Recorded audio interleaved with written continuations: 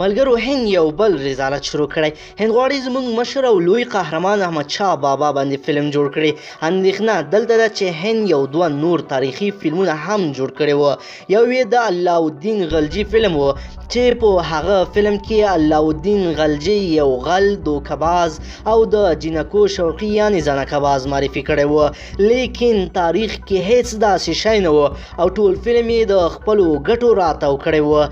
دلته اندېښنه بیا دا ده چې احمدشاه بابا تاریخ غلط تعبیر نه کړي. درنو لیدونکو او مینوالو السلام علیکم، وخت مو پخیر. ملګرو راځئ چې د احمدشاه بابا د فلم جوړېدو او د پانی پت په هکله معلومات درکړم. پانی پت د احمدشاه بابا د قهرمانیو د جملې څخه یو مهمه برخه ده او د هندوستان بالیووډ سینما په دې هکله د یو فلم جوړولو چارې پیل کړي چې سنجیدت د احمدشاه بابا رول پکې لوبولی ده.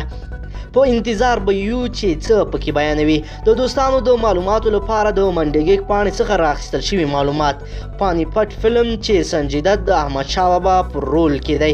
هندي رسنیو راپور ورکړی چې د افغانانو او مراټیانو پر دریم خونړي جنګ کې چې د هندوستان په پانی پت سیمه کې شوی و فلم جوړیږي. په یاد فلم کې مرکزي رولونه سنجیدت، ارجن کپور او کرټي سنون لوبوي. یا جنګ د دواړو ډلو ترمنځ ډیر خونړی جنګ و. د هندي سینما وتلی ډایرکټر آشوتوش ګوارکر له لوري جوړیدونکی فلم د پانی پت پر تاریخي جګړه جوړیږي چې افغان امپراتور احمدشاه بابا پکې په لکونو مراټیانو ته سخته ماتې ورکړې وه. د دغه فلم د جوړولو اعلان تیر کال شوی و، خو اوس تازه د دغه فلم یو بل پوسټر هم خپور شوی ده چې پکې د جګړې صحنه انځور شوې ده او په سر کې ورته لیکلي دي هغه جنګ چې تاریخ یې بدل کړ. د پانی پت په دغه سیمه کې یا دریم جنګ و چې د هند تاریخ یې بدل کړ. د هندي تاریخ د معلوماتو په اساس په دغه جګړه کې چې په 1961 کال کې ترسره شوې وه د افغان امپراتور احمدشاه بابا سره 23,000 او د مراټیانو د مشر ساداشیو راو باو سره تر 200,000 زیات پوځیان وو چې افغان لښکرو د مراټیانو دغه لښکر دړې وړې کړ. خو افغان تاریخ ته په کتو احمدشاه بابا د خپل سلطنت پر وخت د هندي مسلمانو له لوري 1120 کالو څخه وروسته هند هېواد ته د دې لپاره وغوښتل شو چې هلته د مراټیانو لوی قوت د سیکانو په همکارۍ غوښتل د ډیلي پاچاهي ړنګه کړي.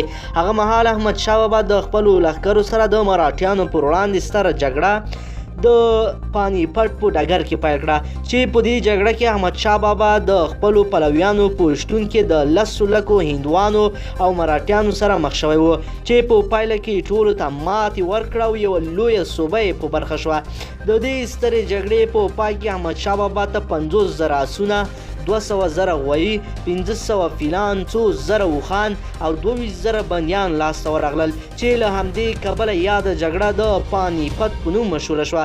د یاد فلم د ثبت کار بشپړ دی او د روان کال د ډسمبر پر 4 نیټه نندارې ته وړاندې کیږي. داسې اندېښنې وي چې پانی پت فلم کې سنجیدت د احمدشاه بابا منفي رول لوبولی. له همدې کبله په ممبئی کې افغان قونسل نسیم شریفي هم له سنجیدت سره په ټلیفوني خبرو کې خپل اندېښنه شریکه کړې. نوموړي ورته ویلي چې په دې فلم کې د احمدشاه بابا سپکاوی موږ ته د منلو وړ نه دی او په دې فلم سره د هند او افغانستان دوستي ته زیان رسیدلی شي. خو په خپله فلمي اکټر سنجیدت ډاډ ورکړ چې پانی پت فلم کې د احمدشاه بابا سپکاوی نشته، که رول منفي وي ما هم پکې برخه نه اخیسته. په فلم کې په مراټیانو باندې د احمدشاه بابا برید هغه ژمنه ښیي چې په هند کې د پښتنو واکمنو سره کړی و. احمدشاه بابا جنګ نه غوښته، یوازې خپله پښتو یې سرته ورسوله. موږ احمدشاه بابا ته د یو ستر امپراتور په توګه احترام لرو.